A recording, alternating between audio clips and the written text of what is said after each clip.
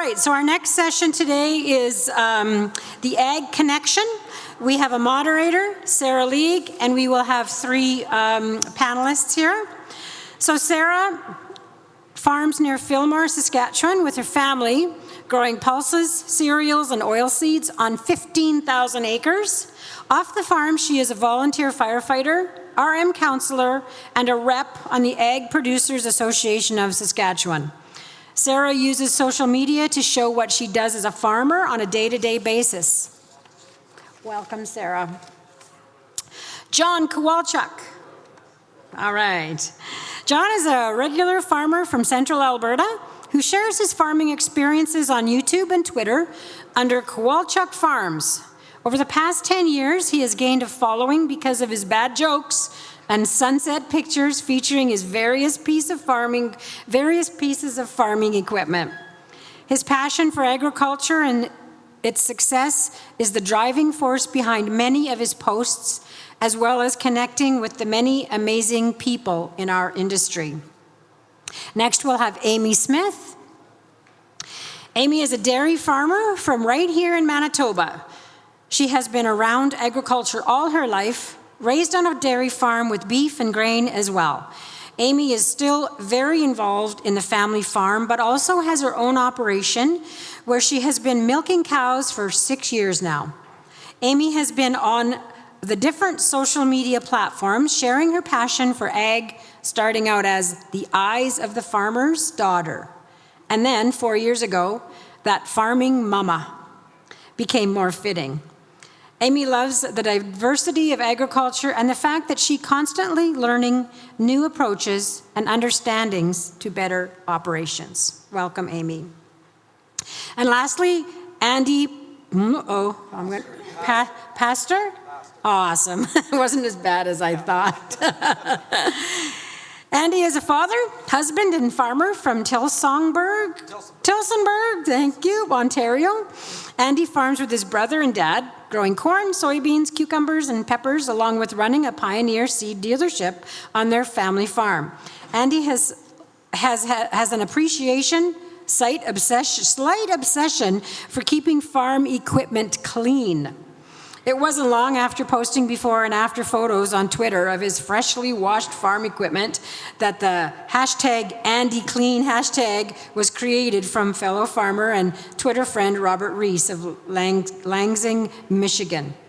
Years after, and several inquiries of, hey, what kind of soap are you using? Andy was inspired to create his own brand of soap called none other than Andyclean. Welcome, Andy.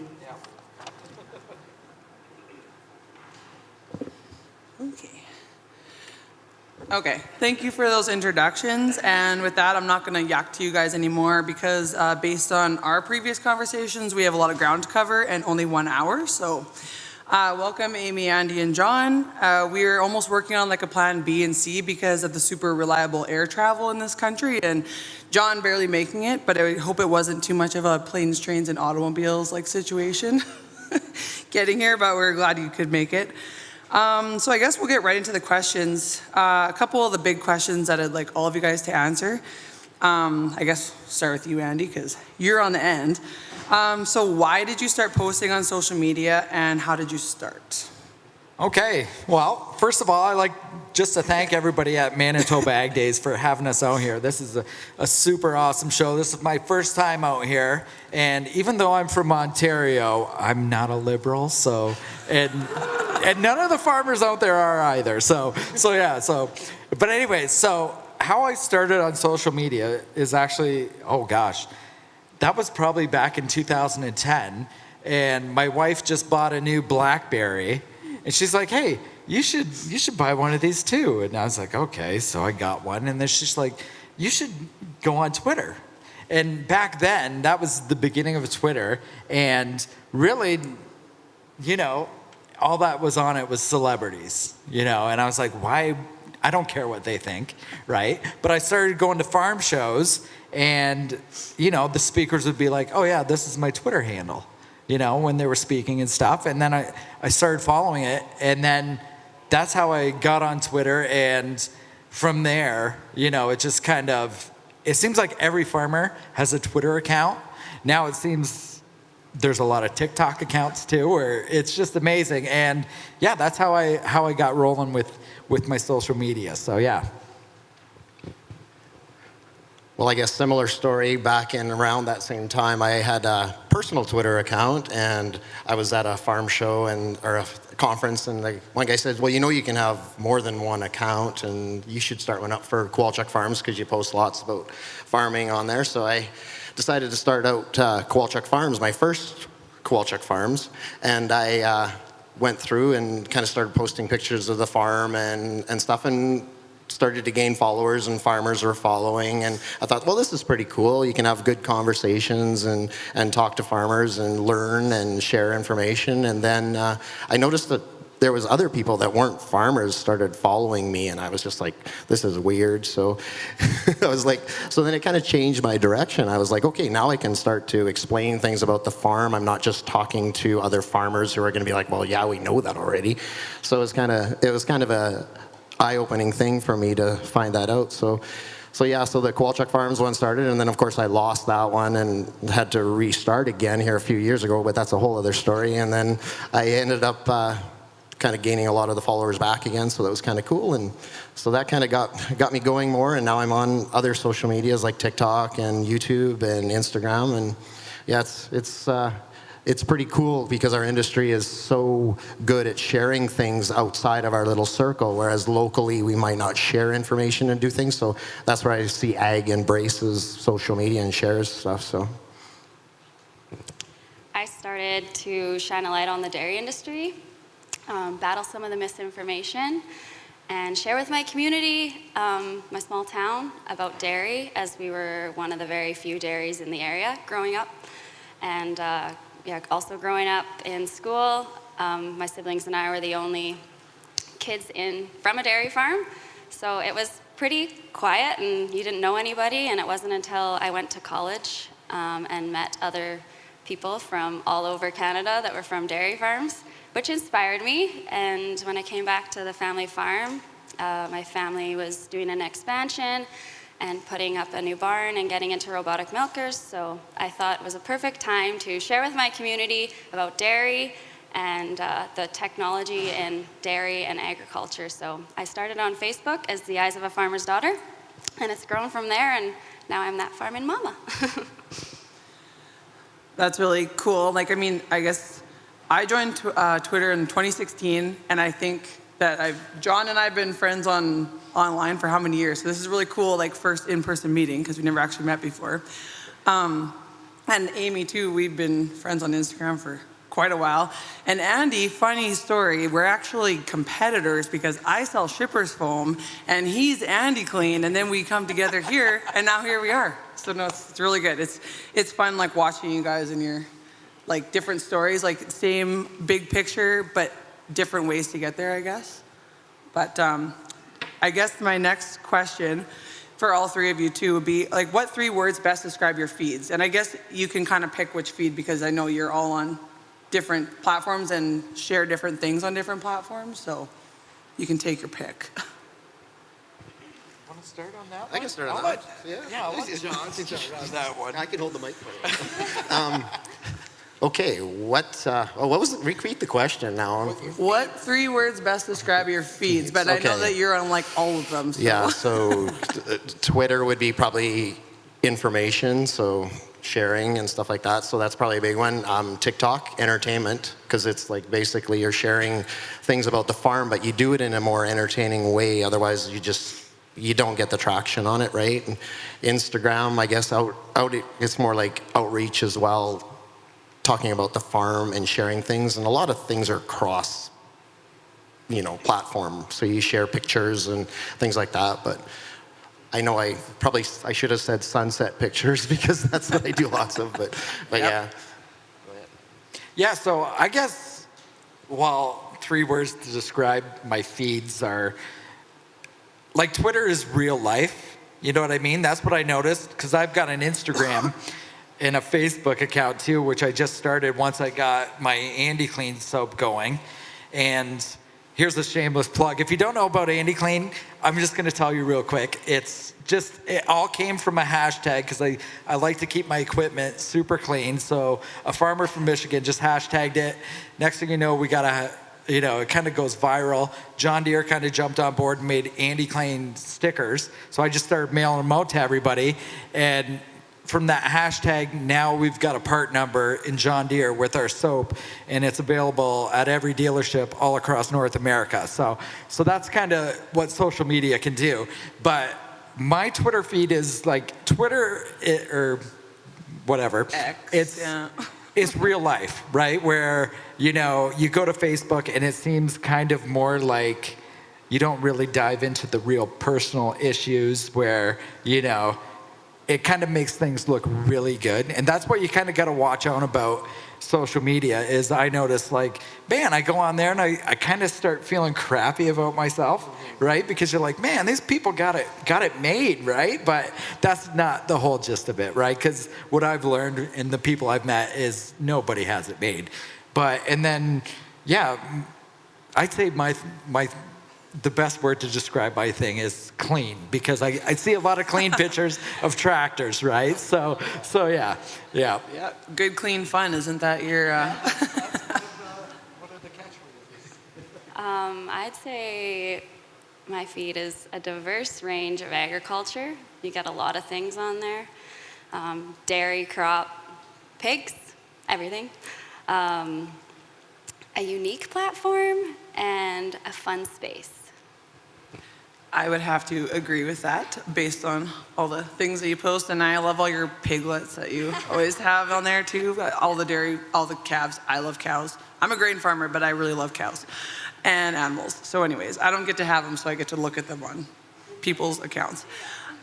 So to build on that, I guess we'll maybe stick with you for a second, Amy. Do you prefer still images or videos and reels, or humor, more fact-based, or a combo? Oh, everything. Yeah, there's facts on there. I like humor as well. Reels are creative. That's the creative side that I really enjoy. And then I do still images as well. But the nice thing about reels is you can put a cover photo on them, and that's your still image.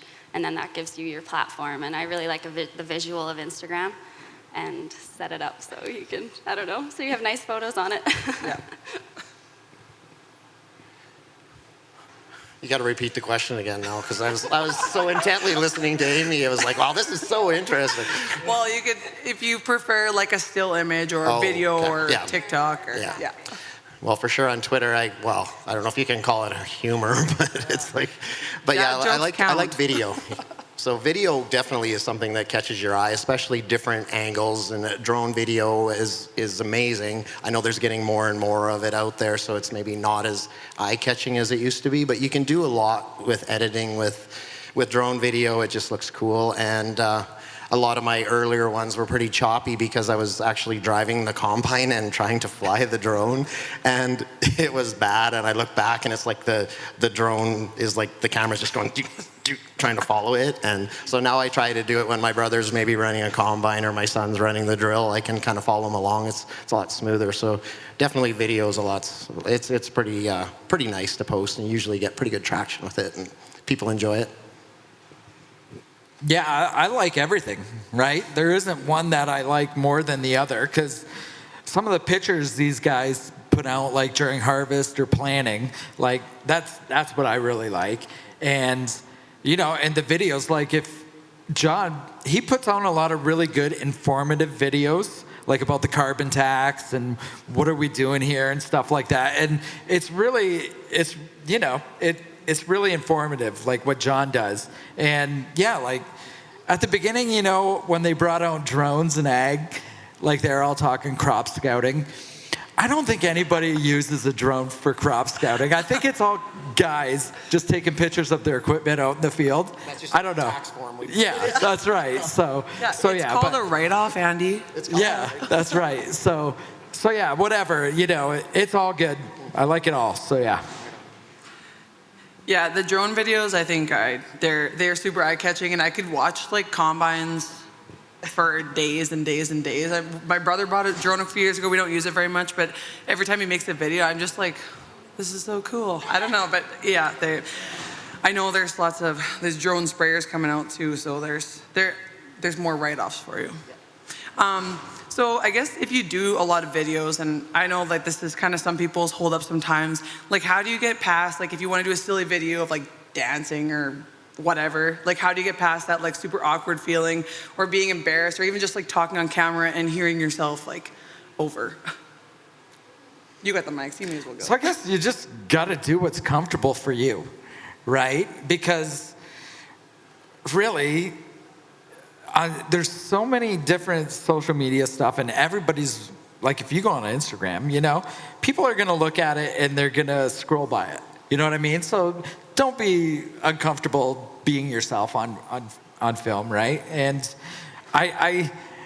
I typically don't do it when, like if I make a little video, I'll try to do it when my dad's not around or my brother or whatever, because that's super embarrassing. But if you look at like Millennial Farmer and those guys, you know, they're always walking around with the camera. And it seems very common now, because if you go on YouTube, like there are tons of farm YouTube creators. So really, I think it's getting more common. So, you know, because I went down to the Farm Progress show. John Deere sent me down there in Illinois a few years ago. And, you know, I was like, well, I got to make a little video or something walking around. And there's some people watching me, and they didn't even think anything of it. And I told them, I said, I feel like a knob here, but, you know, and yeah, so, yeah, just do what's comfortable for you. And if you don't want to make videos, you know, don't worry about it. But, yeah. Yeah, that's right. If you're not comfortable, don't do it. But it is lots of fun, especially if you have something top of mind you want to talk about and share it. It's a way to get that kind of, I always say, get it off your chest, get it out there. A lot of times people are thinking the same thing. If it's something about ag or something that's current, you get it out there. But definitely there's been days I've been out in the yard and I'm holding up my phone and I'm videoing myself and I can hear a vehicle coming down the road. And you're like, you're down there, okay, I'm talking on my phone and I'm looking at you wave, and then you're like, oh crap, now I gotta redo the video because it's my ear. But yeah, it is kind of awkward sometimes, but yeah, like I say, you have to be comfortable with it. And a lot of times I've been approached by people in the past that said, well, how do you like get through the awkwardness? And I said, well, it's just doing it more and more, and if you do something enough times, you get better at it and you feel more comfortable. It's just like anything, so. Amy has nothing Amy to agrees. add. Yeah, I've definitely got caught a few times in the bin yard, like talking, and I'm like, oh my god, the hired hand walks by, he's like, Yeah, because sorry, I'm just talking to myself. Actually, it's fine. I was making one for Manitoba Ag Days, that one I put up a little while ago. And I did probably like 5 takes, because I just wing it, right? And the one take, like my dad walks at the shop, right? Then I put down my phone and, you know, I'm working here. Yeah, I'm a more of like a sneak attack person. I like take a bunch of pictures and then all of a sudden it's 10 o'clock at night. I'm like, oh, I didn't actually post any of these on any of my stories. So they're never in real time. They're just like random, but whatever. So like social media is a pretty crazy, like sometimes very toxic place. And like some people love it, some people hate it. But it can also be a super amazing space if you can like find the right connections. So maybe you connect with like a whole new group of friends like we have done. Maybe you like become close friends with these people. Maybe you're networking like other businesses, sell your product or your services, maybe monetize a product or service and grow your customer base, or you just want to combat like the misinformation of internet land and share a positive ag story, or maybe it's something completely different. So what does it mean to you to be like successful on social media, and how do you decide if you are successful and like to want to continue with it? Yeah, like social media can, and I'm going to go back to Twitter, where it can be a very negative and toxic place, especially when we're going through COVID and everything like that, right? Where it got very opinionated and, you know, people are, yeah. So I try not to get opinionated on social media. Like I try to keep my thoughts to myself, even though I know probably 90% of my audience, which is farmers, think the same way. But you got to be really careful, because it might be that one person and you never know. They might work for John Deere and say, screw this guy, you know what I mean? And yeah, so yeah, what's the question again? How are you successful on social media, and what do you want to do it? Well, I like to think my success is by the people I get to meet, right, from it, because I've been all over the place and it's only because of social media. Otherwise, I'd be sitting in the shop right now working, right? And that's what I consider successful in the company you keep, right? Because we went out for supper last night, and it's like I've known these people my whole life, right? And this is the first time I've met them. So, yeah, that's how and I don't even go on social media to be, I'm just there because it's really fun, it's entertaining, and it's great because especially when you're in the agriculture community, there's so few of us, right? But really, we're all the same no matter where we go, and it's really a tight-knit community, so yeah.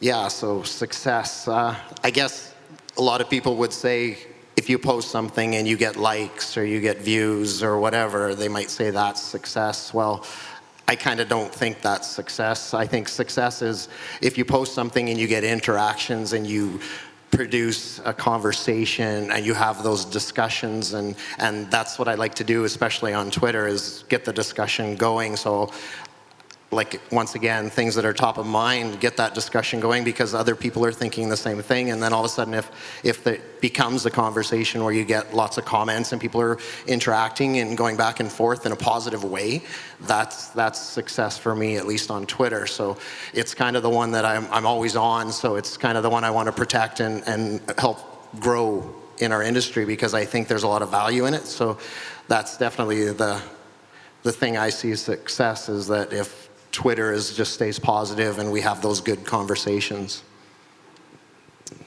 Yeah, I never really looked at social as being successful or having success, but it's the connections, the interactions, what you learn from other people when you connect with them. It's like-minded people.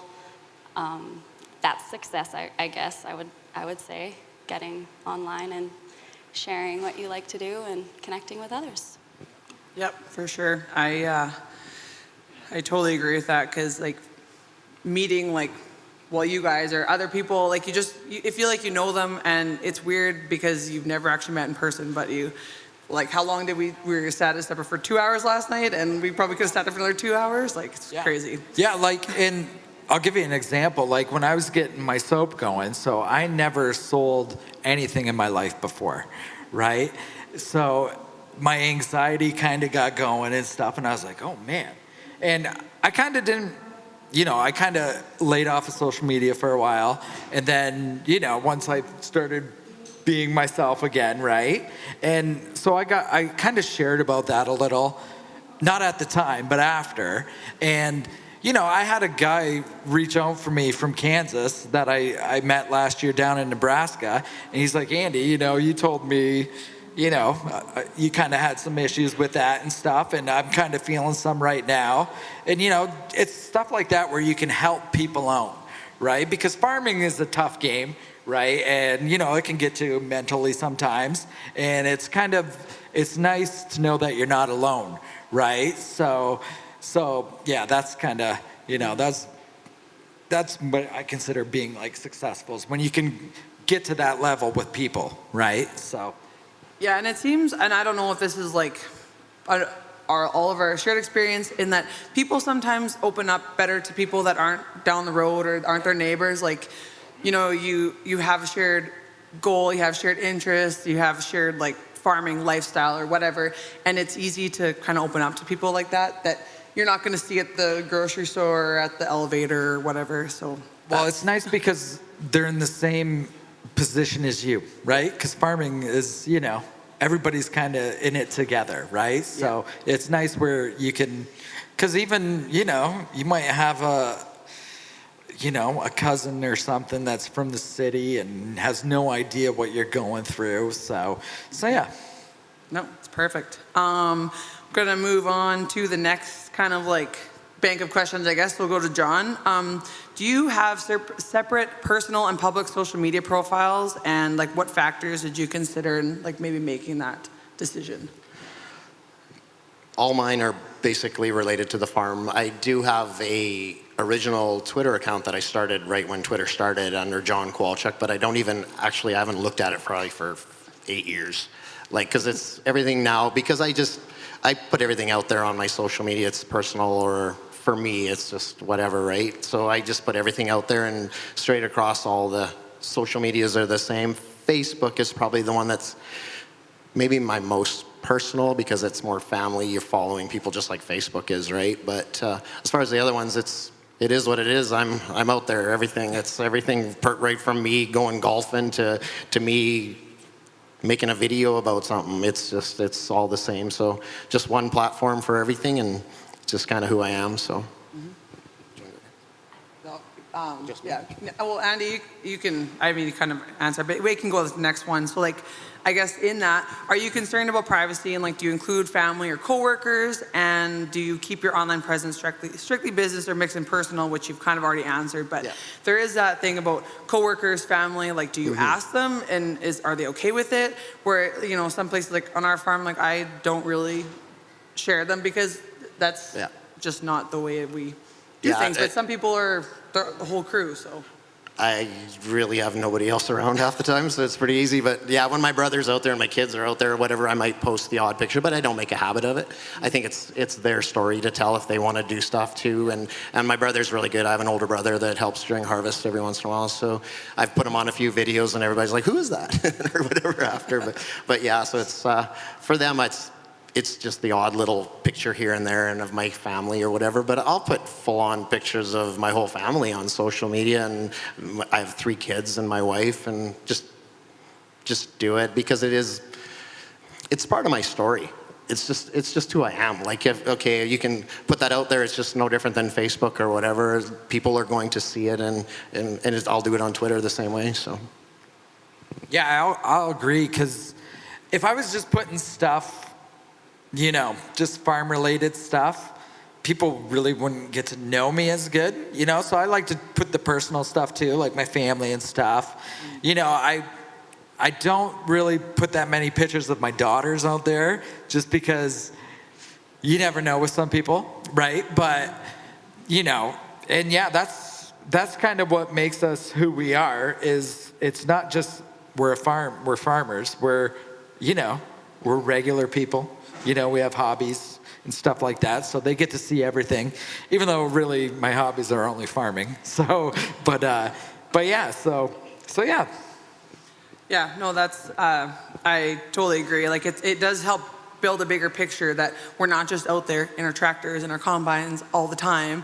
We actually have lives outside of farming, and we play sports, and we're on boards, and we have families and all that kind of stuff. So it is kind of a tough balance, but I totally understand either way. So I keep mine pretty business, actually. I started it, and I keep to my platform, like my handle name, That Farming Mama. You get a lot of farming, you get me farming as a woman, and you get me farming a little bit with my son, so you see a bit of my son on there too. I kind of try and represent women in ag, and that's kind of what I stick to. And so yeah, privacy is a little bit of a concern, but it's the internet after all. But if you're, I don't know, yeah, that's kind of what I have to say. Yeah, it seems like you can be as tight as you want to, but if people really want to figure it out, they'll find a way. So that's not necessarily a good thing, but I guess we'll move on to, like, what is your strategy on curated content and like informal, spontaneous content? I know I'm very just, if I see something, I'm like, I'm gonna post about that, and I'll try and think about stuff. I'm like, I should post this, but I never actually do it. So what kind of factors come into play on that for you?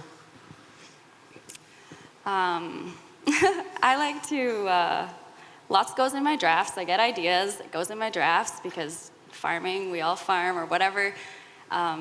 It gets busy. You don't exactly know what your day is gonna be like. So I think of an idea, it goes in my drafts, and I come back to it when I have time and just snip away at it and get a caption, get a song, whatever I'm kind of doing. And yeah, it just depends on the capacity I have in that moment of how I do it. But I usually yeah, I definitely take the time and create. I'm not very throwing stuff out there.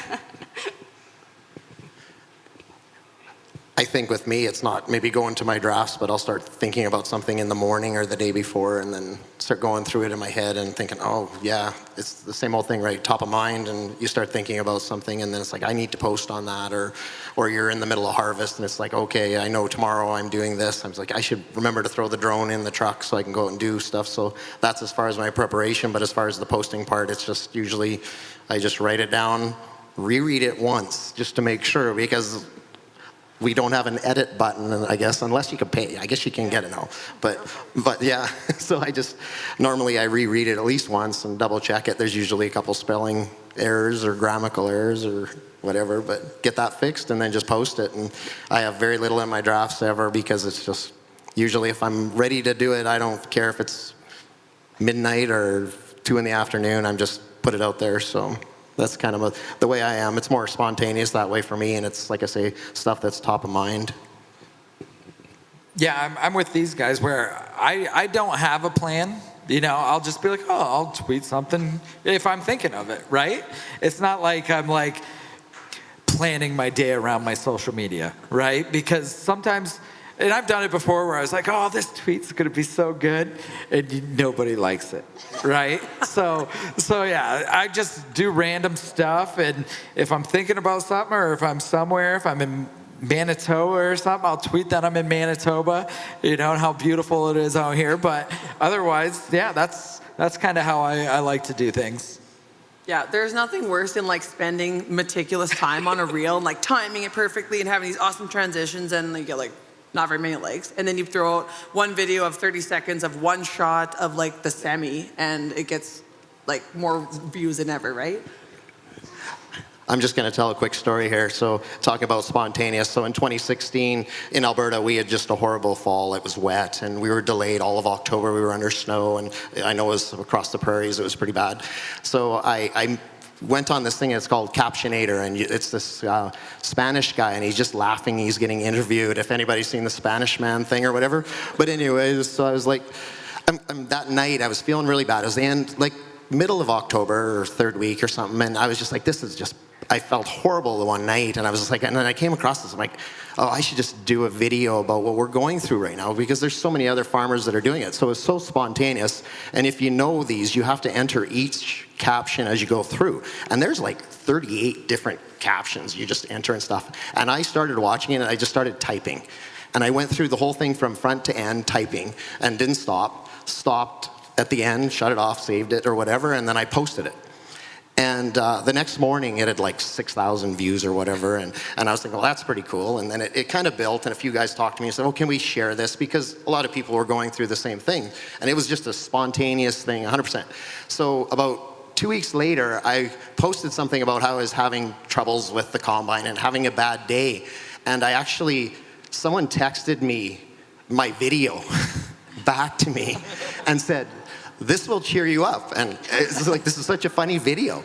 And it was like full circle. It was like someone else saw that, and they knew that I was having a bad day and wanted to share it. And here it was my video, and I just laughed and sent it back to them and said, actually, I made that video like 2 or 3 weeks earlier. So it was just a spontaneous thing. And sometimes those are the best, because they are from the heart or what you were going through, and those are the things when you portray feelings through social media, people attach to that, and they can associate with it, and those are those spontaneous moments. So sometimes it's not about planning, it's sometimes just sharing what you're feeling. So. Yeah, it's funny how that happens. Like, I had a TikTok of some kittens in a combine, and it got 600,000 views, and I'm like, like, none of my farm stuff gets that kind of traction, but cats, it's farm cats, right? So I guess in going with that, like, do you guys like tend to follow like the song trends and the algorithms, and like, you know, when it comes up with like, okay, these are the trending like songs for reels and stuff like that, or do you just kind of, obviously it seems like you guys just kind of wing it? Yeah, just wing it. And like, really, I'm not that huge on Instagram, so I really, you know, I just throw whatever out, right? You know what I mean? Because kind of with social media, what you got to know is it's all about algorithms, how everything goes now. So it's like the more you post, the more views you'll get kind of type thing, right? Is what I've started to understand from people who do it a lot, right? Because I don't know anything about algorithms. And so, yeah, you know, I don't, yeah, no. No. Well, definitely on TikTok, there's trends that will. Dancing trends. Well, I don't dance, but no.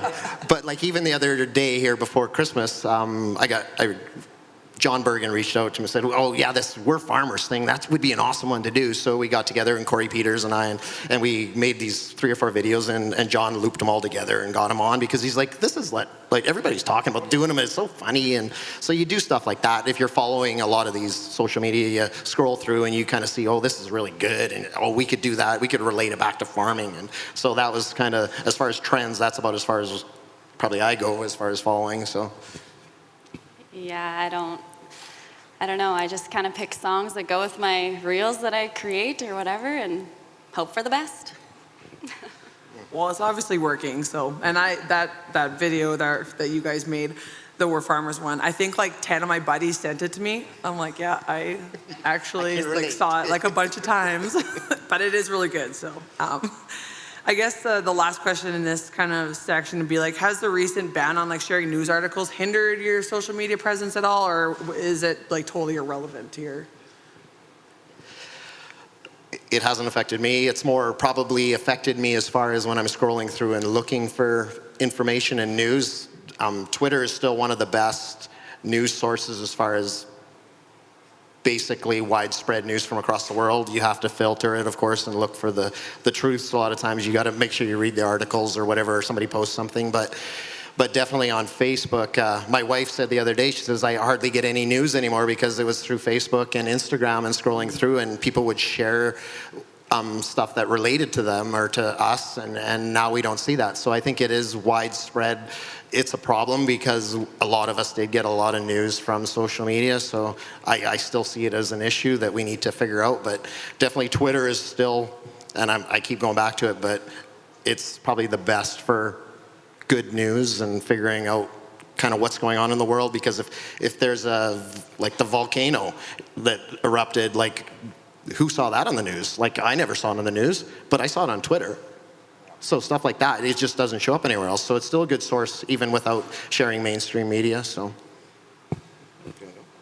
yeah, so as far as like the ban on that goes, is it really, so being on Twitter really didn't open up my eyes until what's actually being shared with us, until you actually see what's on Twitter, what's going on in the world compared to what you see on TV at 6 o'clock on the news, right? So yeah, like it really kind of shows, I don't want to get political, so I'm not going to get political. I try to stay away from politics, but yeah, as far as news feed goes, it really hasn't, the ban on it hasn't done anything for me personally except make me a little mad about our government.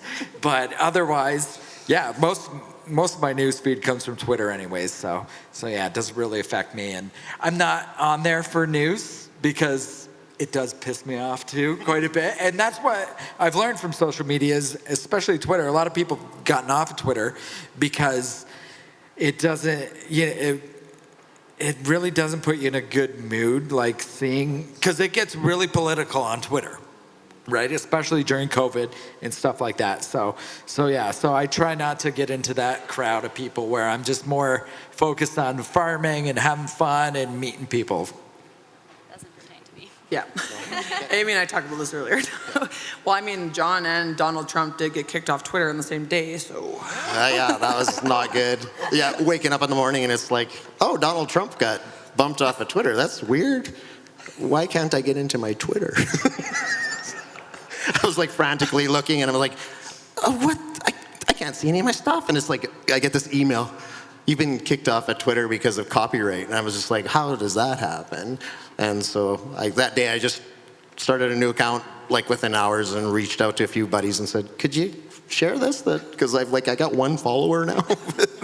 Yeah, that was quite a day. Yeah, and look at you now. I mean, it wasn't guilt by association, at least. No. It was. I guess I was gonna ask about like scheduling software to help manage your posting, but I don't think I need to ask that because I think you guys already answered that and no. I know some people do that, especially if they're running like business pages. I don't either. That's probably why I'm late on all my posts, but that's okay. Yeah, I think we're gonna skip that one because you guys are just answering all these questions so fast. So, first, I guess we're gonna talk about monetization. So Amy, I'm gonna start with you because you had a cool partnership with Klaus last summer. And so I guess if you could tell us about that and how did it happen, if you went out and found it or they tracked you down? And I guess Klaus reached out to me in summer and asked if I was interested in partnershiping. I assume that it's because I tagged them in reels throughout the last few years. Like anything I post with equipment, I like to tag the equipment brand, and so they reached out and wanted kind of a day in the life of me as a woman in ag, as a dairy farmer, as a mom during corn silage when we're chopping corn. And my family farm has a Klosh Jaguar chopper, so obviously they wanted that content. I created a reel for them and a story series. And yeah, they're both on my page if you want to go check them out. But yeah, it was really, really cool opportunity. I worked for them for the month of September, and yeah, very sweet. Don't worry about your followers or how many likes you get on stuff, because you can pick up any opportunity. It's amazing. I actually don't really have much for that kind of stuff. For as far as that, I've been asked a few times, and I always just say, okay, if you want me to do something or whatever, if I use your product or whatever, I'm like, I take hoodies and trips to farm shows. So that's my payment. Trip to Manitoba Ag Days. I have a lot of hoodies. As far as monetizing my thing, I never really got on it and I kind of hate it when sometimes I get people like reaching out, hey, you wanna, kind of, and I don't want to feel like a sellout, and I'm just sitting here selling a product or something. But I got to create my own product, so that way I don't have to feel like a sellout, right? That's how I kind of monetized. I wouldn't say I monetized it. I just took the opportunity, but yeah. No, I don't. But I have had some equipment demos, which our farm typically doesn't buy new equipment very often, but I've got to run some equipment for like a day or so, and they didn't tell me, or maybe I'm just a good salesman, or I said, hey, how about you bring that out? But otherwise, yeah. Yeah. So definitely what I said, but I don't have anything against people monetizing, especially some of these farmers that do a lot of work, especially guys like down in the US, like Zach, a millennial farmer, and that he got a lot of slack over getting a combine brought out to his farm, which is crazy because he does a lot of work and he's one of those frontline people in our industry that really has reached out to a lot of people outside of the farming industry, and he puts in a lot of time. And for other farmers to get mad at him or make fun of him or calling him a sellout because he got to demo a combine, like it was like, holy cow, you know how much work this guy does, and it all helps us. It all makes us look better. And so as an industry, we need to build these people up that are out there working, our frontline people that are getting outside of our bubble, that are expanding our reach as far as the information. So I always say, if you can prop those guys up and not tear them down as a farmer, just say, if they're out there and it's like, wow, oh, they're sponsoring a piece of equipment or whatever, oh, that looks like, yeah, and you just go on and say, oh, that's awesome, congratulations, looks awesome. Yeah. Build them up. Show that there's a reach to that person when they share that stuff, that they're getting a sponsorship from a company. Show that it works, because it all promotes our industry and it gives them the money, the resources to help and to keep promoting our industry. So. Yeah, those are like, there's a few words that come to mind that are like the most toxic words that come out of farmers' mouths all the time. We've always done it this way and must be nice. Mm-hmm.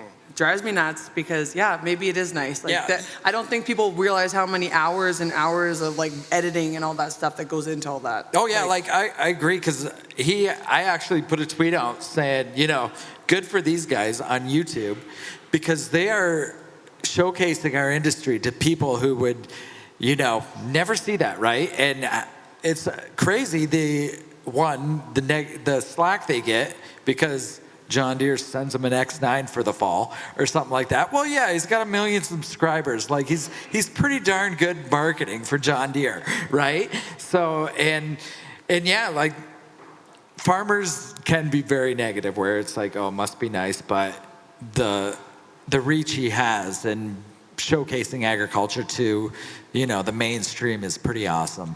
Yeah, we got to get out of the echo chamber. I know that is always a constant issue, but I guess we're kind of getting close in time here. So last big question before we go into rapid fire and questions from the audience is like, what is your favorite platform and a quick why?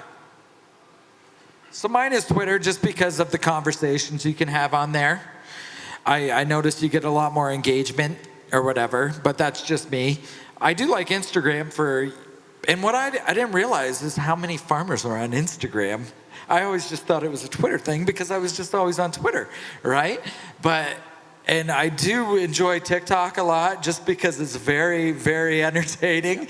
But yeah, and don't get me wrong, social media is great, but you also, I spend a little too much time on there where I do have a family still, and I don't want to be known, oh, Dad's just on his phone. But yeah, Twitter's my favorite. Yeah, well, definitely Twitter's mine. It's where I have conversations, where I've met so many different people and had opportunities. So it's 100%, it's the conversations there, the information sharing, all those things about it are so good. And you definitely have to weed through some of the garbage and that when you're going through it, of course. And I think just like anything, there's good and bad in there. You sometimes just have to look past some of the stuff and take what you can from it. I'm not on Twitter. Instagram is my go-to, and it's the connections with all the farmers, the like-minded people, the engagement, I guess. I get lots of people messaging about being inspiring and all that stuff. I don't know if I have anything more to add to that. Yeah, I guess the creativeness of being creative on Instagram, I find that's the best place.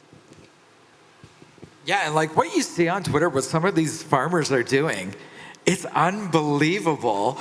The production quality of the stuff, where you could hire somebody to do that and they wouldn't do it near as good as just somebody farming out there making a video. It's really, that's awesome. Yeah, cell phones are amazing these days, that's for sure.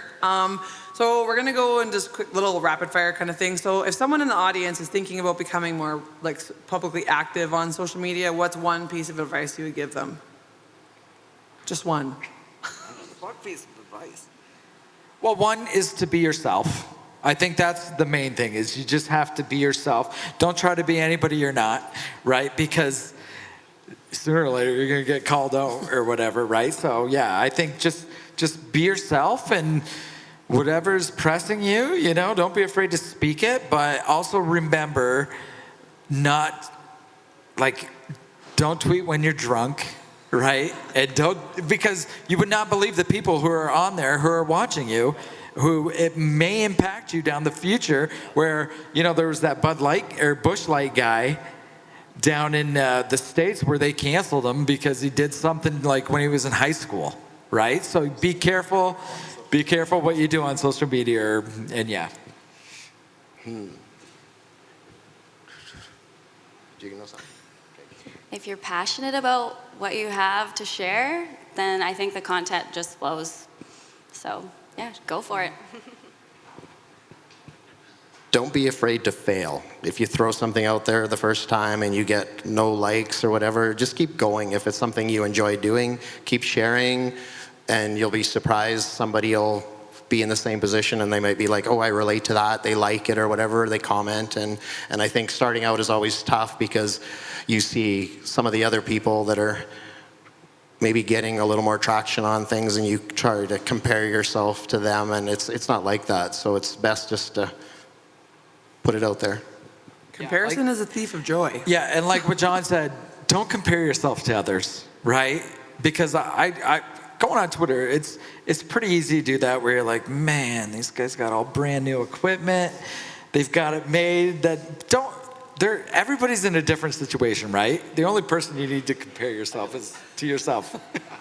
It's don't compare your Monday mornings to someone else's Saturday nights. That's what I always say, because a lot of times you'll see on social media, it's like, oh, this guy's out there, everything's running smooth on his combine, and I'm out here banging away at my combine, the pulley went or whatever, and you're comparing one of maybe the tougher times in your life, and then you go on and you see how this guy's all peaches and cream, and oh, everything's great. So it's not reality a lot of times, so don't do that. Just fighting over the mic. You're like, yeah, everybody wants to get it. Yeah, I know if somebody gets the drill stuck and it's not me, I'm definitely not making a reel about it, I'll tell you that much, because I wouldn't want someone to do that to me, but I'll make one of my own stucks because I do it a lot. But so aside from like these guys, who should we be following? Like, I'm not gonna ask you your top 2 favorites because I know I submitted a list of like 20. So just pick 2 that you enjoy on whatever platform of your choice. So across all of them, like everybody, I think everybody pretty much knows Quick Dick McDick now. So he's pretty funny, and he relates back to farming, and he is honestly a smart, witty guy who puts out good, solid information, and he is getting outside of our bubble as well. So he's definitely one to follow. Leslie Kelly, across everything, just because of the work she's done and the stuff she does for our industry.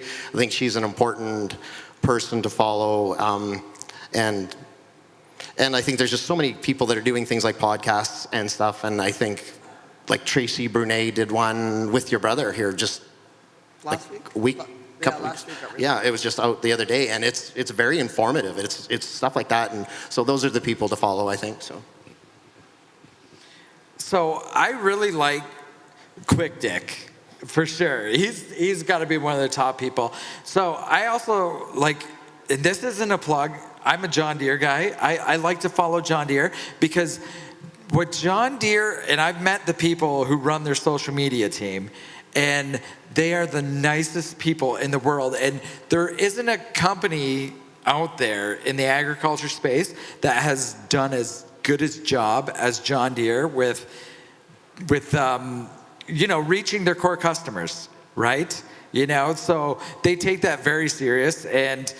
But if you're a case guy, you don't whatever. But I was on Twitter long enough that Case used to have a better Twitter feed than John Deere. So yeah, but yeah, there's just so many people out there where follow John, because what John puts out there is great, and yeah, or Amy, follow her on Instagram, she's a super nice person, right? Or just go through, there isn't one person I would say, oh, you got to follow these people, because everybody has different interests, what they like. I like equipment, so I'll follow like a machinery Pete or something like that, right? Where, that's kind of what I'm into. So everybody has different things what they like about farming. So I like the equipment side. Some people might like the livestock side, so they'd follow someone like Amy, right? So yeah. Yeah, we all had to submit a list, so that'll all get put up and we'll share that on our pages. But I'm gonna say a couple women and ladies that are in ag. Red Ag Farms, they just moved to PEI and started their own dairy, so first generation dairy. Tales from Westport, 2 girls in Ontario from a dairy farm. And Southern Prairie Pigs. She's into the pigs, and another woman in ag. So there you go. There's a few. Cool. Yeah, so all of our lists, they're actually going to post them on the socials for Manitoba Ag Days, so you can check them all out. And we didn't want to distract everybody with having them up on the screen right now, because there's probably a lot. Probably a lot of carrier crossover, I'm assuming. So I guess we do have a couple minutes for questions from the audience, if anybody has any burning questions they'd like to ask.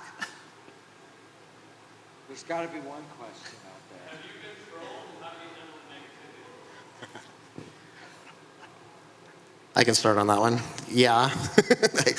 you get it every once in a while, for sure. You get people coming in and always say that it's not about that one person when you respond. If you choose to respond, you don't have to. If you choose to respond, if you feel there's a chance that you realize that you're not talking just to that one person, that you're talking to the thousands that potentially could be watching that conversation. So I always turn it and try to be the positive side of it, where if someone was looking from the outside in, they would say, okay, this guy is making sense, and why is this person saying this back to him? And not very often you come to a conclusion that's mutually beneficial, where you're like, oh yeah, no, I agree with you, let's go meet for coffee. But it's just, I think it's important that the conversation on your side is not just aimed at that person, because you'll bring in anger and you have that relief of maybe blurting something out. If you feel you're to that point where you're blurting it out and just like, oh, I'm glad I got that off my chest, you probably shouldn't post that. You should probably take a breath, respond, be rational, and 99% of the time you'll get comments after. It's like, well, that was a really good conversation, I followed along, and you handled that well, I learned something. But the troll or whoever it is more than likely is looking for a fight, and if you don't give them a fight, they fall off. So. Yeah, and you never know who's watching that conversation. Yeah, and it's real easy to, be like, get real mad at a comment, but you got to remember, what kind of person is going to take their time to bitch at you about something or put you down? You got to remember that, because I've had comments too, where like about my soap, right? Where one guy is like said something bad, and I could have got real mad or something, but I was just like, whatever. And then you'll get friends who stick up for you too and stuff like that, right? So just don't worry about people coming at you and saying things, right? Because they're probably living in their basement of their parents' house or something like that, right? So yeah. Yeah, isn't it nice? Like, I got told I should drink Roundup one time when my brother made a GMO video, so that was cool. So, internet. So, yeah, I don't know. I mean, someone also asked me, I posted something for sale in a farmers group on Facebook and got told, I will buy it and I'll let you make me supper. So, that was cool too. Yes, the internet is great and awesome all the time. Anybody else have any questions?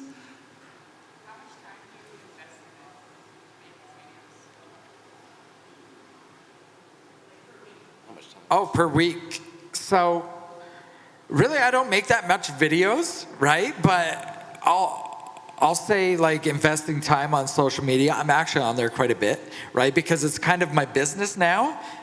But not farming's still my main gig, but this is more my side hustle. So I kind of treat it like that, but I'm still on there for the entertainment purposes. I'm not out there to try to, monetize really off of it, but it's more talking to my customers, because that's how the whole thing got going with me, is from social media. So that's my core people, and where else can you talk to people from all over? So I'd probably spend a little more time than I probably should, because I do enjoy it a lot too, right? So yeah.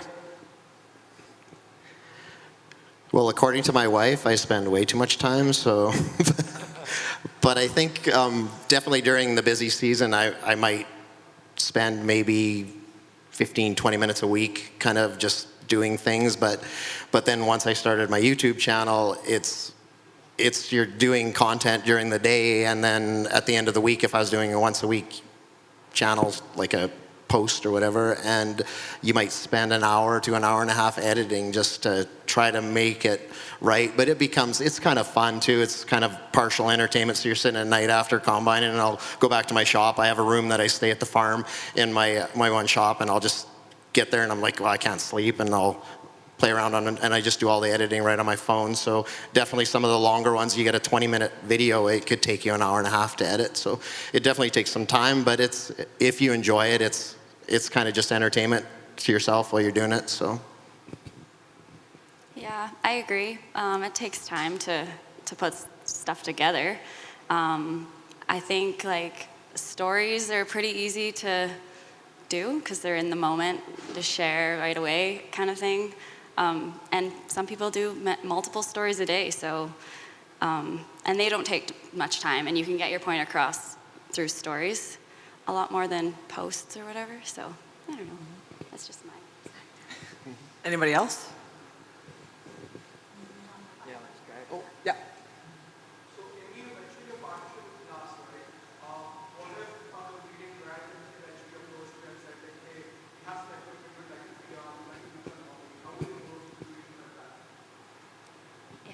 If another brand wanted to partnership with me? Oh, a competing brand. Bring it on. yeah, whatever. See if the salesman from Fent came up and asked if you. Well, we were trying to get Fent to do it too, but they haven't reached out yet, so we're waiting. Yeah, I'm totally game for whatever. Bring me a chopper, I'll make you something. If there's no more questions, we'll probably call it there.